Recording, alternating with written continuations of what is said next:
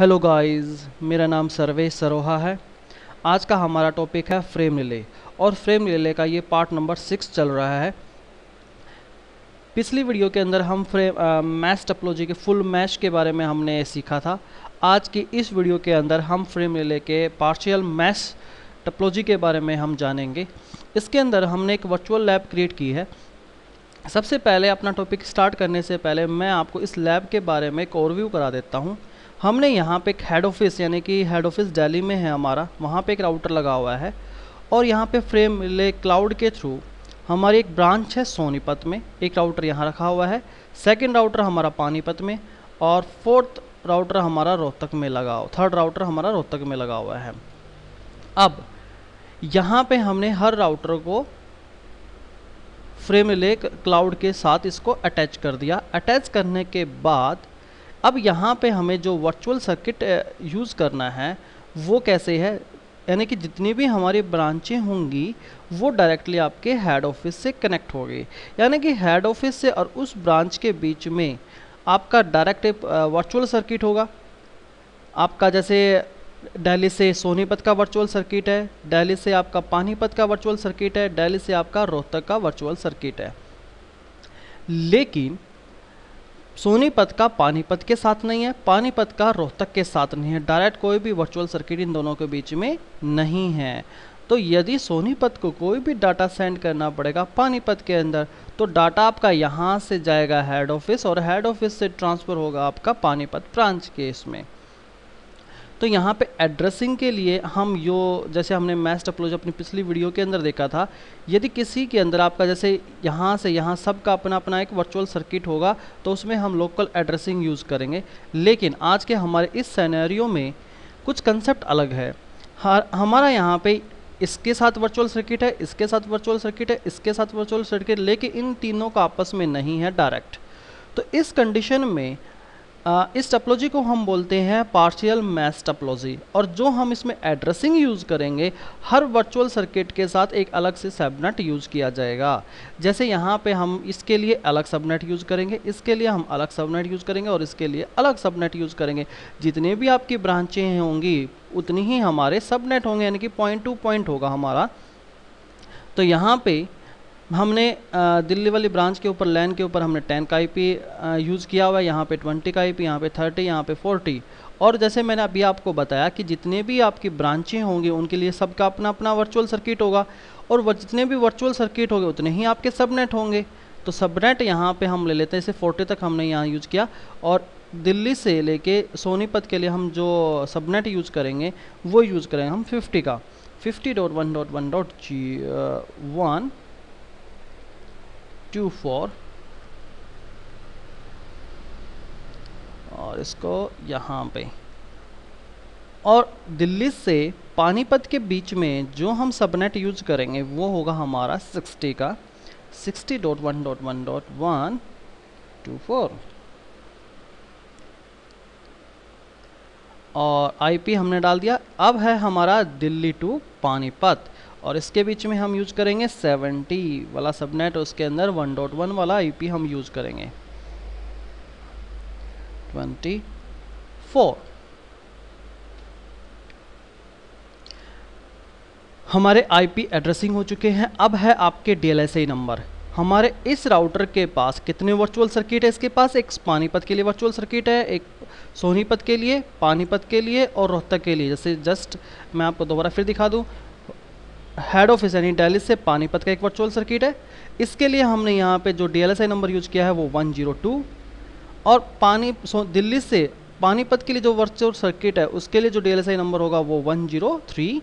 दिल्ली से लेके आपका रोहतक के बीच में जो होगा 104। यानी कि आपके हेड ऑफिस के पास कितने वर्चुअल सर्किट है, 3, तो 3 ही उसके डीएलएसए नंबर होंगे 1 2 3। लेकिन जब हम सोनीपत पे हम जाते हैं तो सोनीपत के पास एक ही वर्चुअल सर्किट है दिल्ली के लिए, और दिल्ली के लिए एक ही वर्चुअल सर्किट है तो एक ही डीएलएसए नंबर होगा। तो यहाँ पे डीएलएसए नंबर हमने यूज किया है 201, पानीपत के लिए 301 और हमने रोहतक के लिए 401। अब सबसे पहले हमें यहाँ पे अपना क्लाउड के अंदर यहाँ पे जितने भी हमने डीएलएसए नंबर यूज़ किए जिस इंटरफेस पे, वो सारे आपको यहाँ पे बताने पड़ेंगे। जैसे सीरियल 0 के ऊपर हमारा एक ही DLSI नंबर है 201, तो हम यहाँ पे सीरियल 0 पे क्लिक करेंगे, यहाँ पे डालेंगे DLSI नंबर 201 और यहाँ पे कोई भी आप नाम डाल सकते हैं D01 201 और उसे ऐड कर देंगे।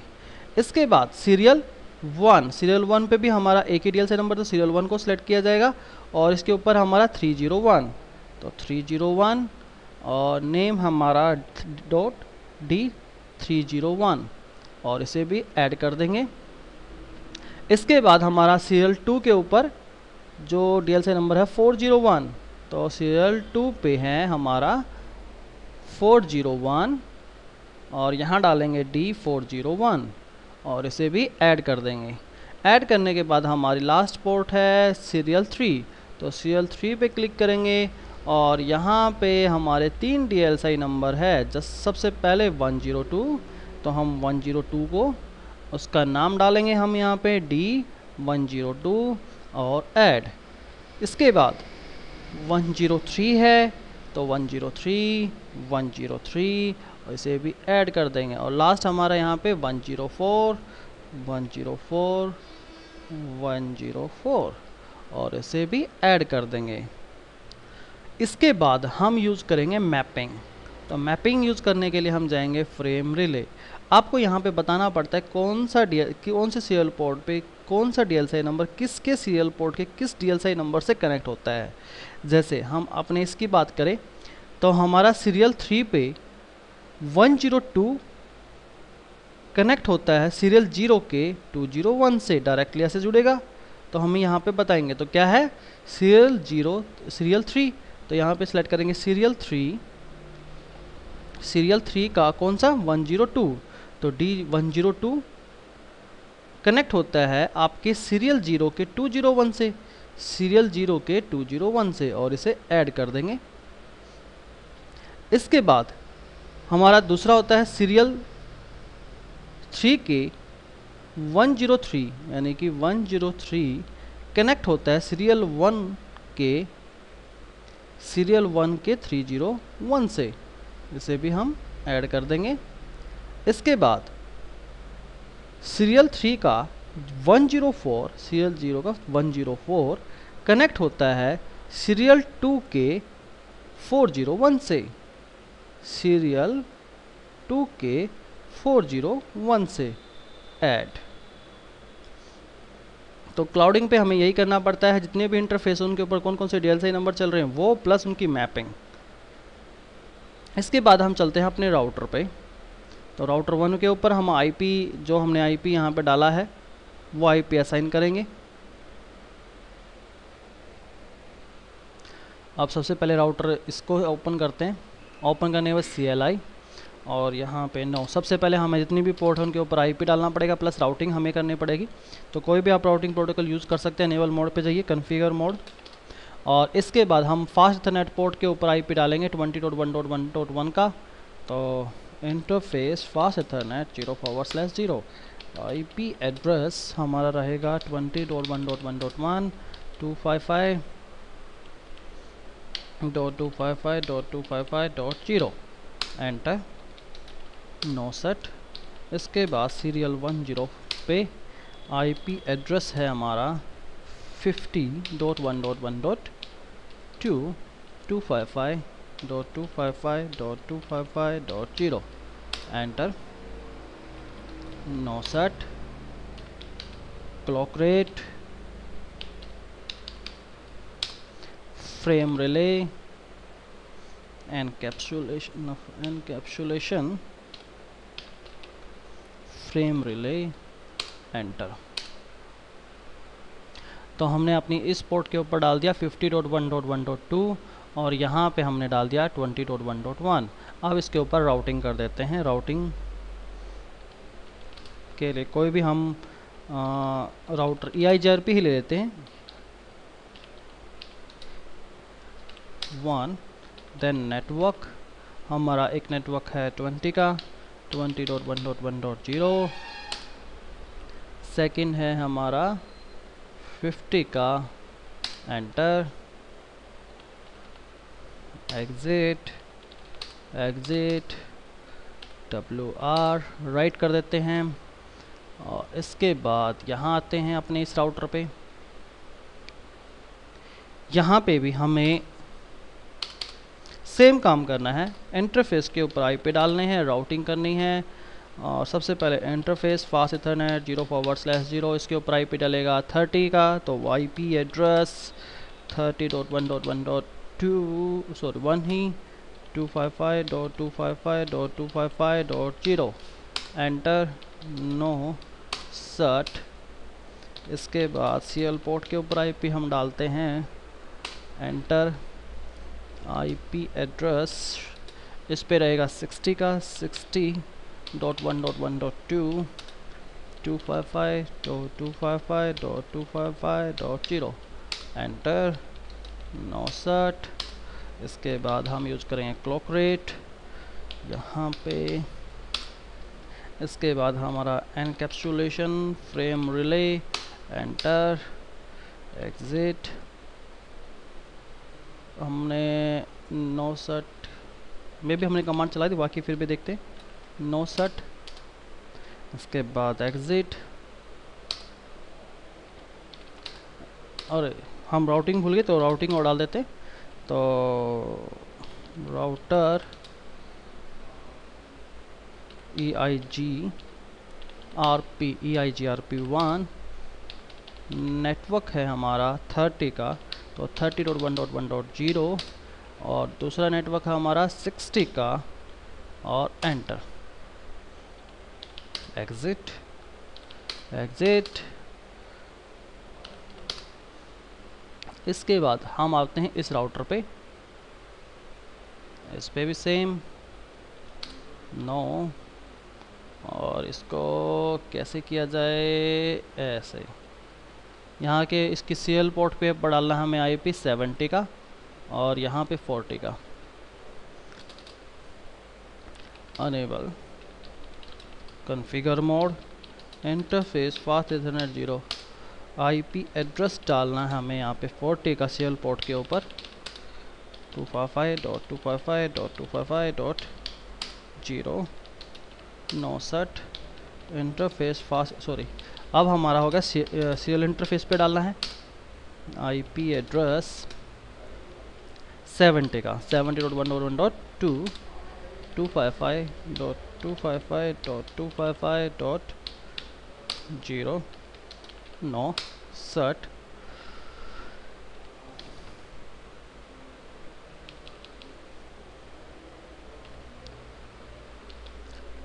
Clock rate 644400 enter encapsulation frame relay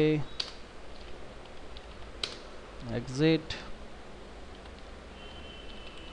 router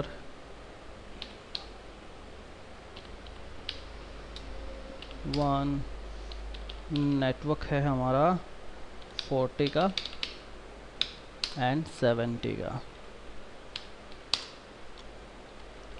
यदि आप तीनों राउटर पे ही यदि आपने राउटिंग कर दी तो भी हमारे राउटर के पास इन राउटर की इन्फॉर्मेशन नहीं आएगी।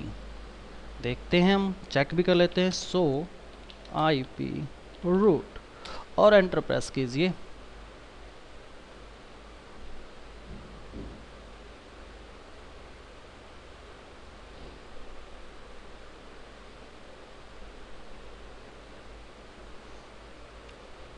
अब चलते हैं पहले राउटर पे।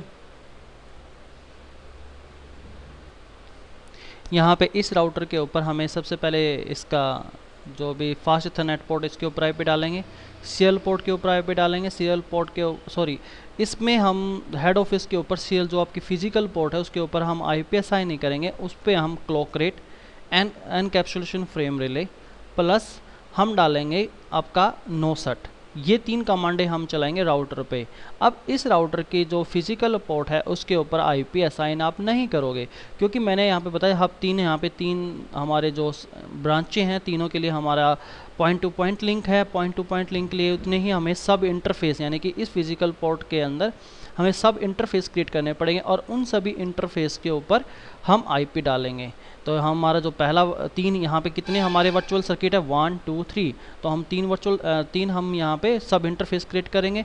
इस वर्चुअल सर्किट के लिए उसके ऊपर हम ये आईपी डालेंगे, इस वर्चुअल सर्किट के लिए ये वाला, इस वर्चुअल सर्किट के लिए ये वाला डालेंगे। अब एक चीज़ और ध्यान रखनी है, हमारे इसी राउटर पे तीन हमारे DLSI नंबर चल रहे हैं 1 2 3, तो आपको बताना पड़ेगा ये वाला आईपी किस DLSI नंबर के लिए और ये वाला आईपी किस DLSI नंबर के लिए और ये वाला आईपी किस DLSI नंबर के ऊपर है। तो हम राउटर पे चलते हैं। तो पहले हम सबसे इसके फास्ट इथरनेट पोर्ट के ऊपर आईपी डाल देते हैं।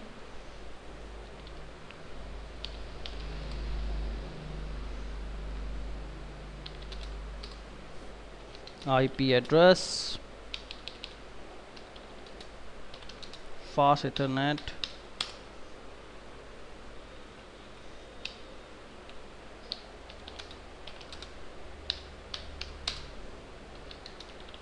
यहाँ पे हमारा रहेगा 10.1.1.1 255.255.255.0 एंटर 69। अब जो आपकी सीरियल इंटरफेस है उसके ऊपर हम आईपी नहीं डालेंगे, जस्ट उसके ऊपर हम क्लॉक रेट सेट करेंगे, एनकैप्सुलेशन हम सेट करेंगे और इसके बाद हम इसे अप करेंगे 69। यहाँ पे हमारी अब इसके अंदर हम सब इंटरफेस क्रिएट करेंगे और इसके बाद हम यहाँ पे सब इंटरफेस क्रिएट करते हैं। सब इंटरफेस क्रिएट करने के लिए हमारी कमांड है इंटरफेस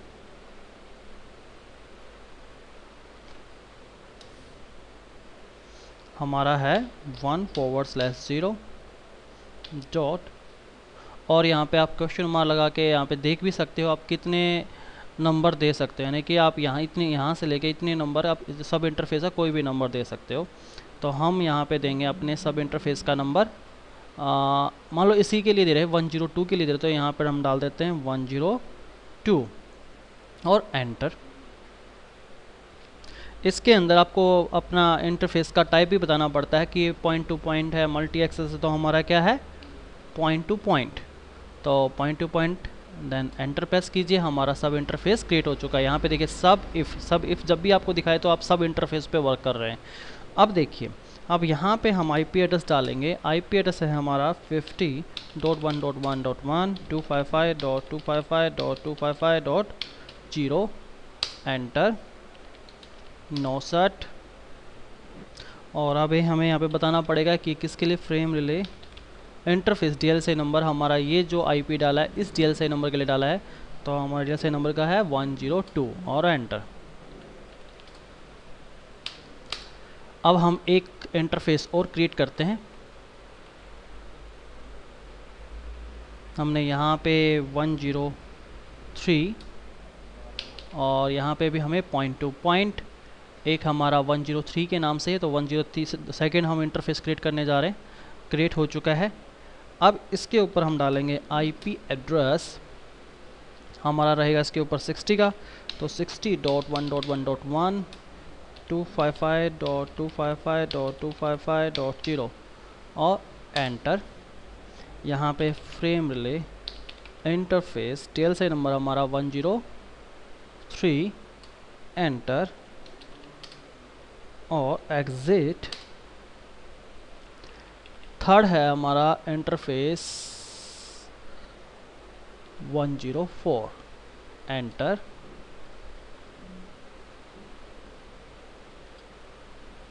ये भी क्रिएट हो चुका है। इसके अंदर आईपी एड्रेस रहेगा हमारा 70 का, तो 70.1.1.1 255.255.255.0 एंटर। फ्रेम रिले इंटरफेस 104 के लिए है, एंटर 69 एग्जिट। और अब हम करेंगे राउटिंग। तो यहाँ पे राउटर EIGRP और कौन सा है हमारा 1 एंटर। नेटवर्क हमारा एक यहाँ पे 10 का नेटवर्क चल रहा है, .0, और सेकंड हमारा यहाँ पे 50 का नेटवर्क चल रहा है, 50, और उसके बाद है हमारा 60 का नेटवर्क, 60 के बाद हमारा यहाँ पे 70 का नेटवर्क, एंटर।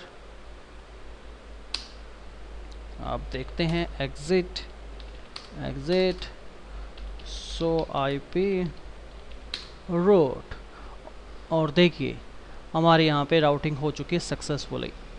आपका C डायरेक्टली कनेक्टेड है, C डायरेक्टली कनेक्टेड है, C डायरेक्टली कनेक्टेड है, 3 इंटरफेस से हमारा डायरेक्टली कनेक्टेड है। एक मिनट मोर, एक इंटरफेस और है, क्योंकि हमने 3 तो अपने सब इंटरफेस क्रिएट किए थे और एक हमारा ये था, तो 4 होने चाहिए। तो 1 2 3 4 आपके 4 है। और यहाँ पे देखिए इसने यहाँ पे 20, यहाँ का 20 का, 30 का, 40 का, सबका हमारा यहाँ पे हमारे नेबर्स बन चुके हैं। राउटिंग टेबल अपडेट हो चुकी है। अब यहाँ पे आपका पूरा नेटवर्क तैयार है। तो ये हमने फ्रेम रिले के अंदर पार्शियल मैश टोपोलॉजी के बारे में देखा कि हर जितने भी हमारे ब्रांचें होंगी, जितने भी हमारे वर्चुअल सर्किट होंगे, तो हर एक के लिए अलग अलग सबनेट यूज़ किया जाएगा। यहाँ पे हम सब इंटरफेस क्रिएट करके हम इनके साथ कम्युनिकेशन कर सकते हैं, हम अपनी राउटिंग कर सकते हैं। तो ये है आपका फ्रेम रिले के अंदर पार्शियल मैश। इस वीडियो में इतना ही। Thank you for watching my videos. Thank you.